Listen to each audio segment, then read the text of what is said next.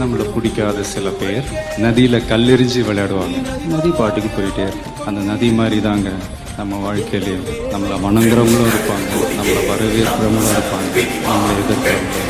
நம்ம நம்ம வேலை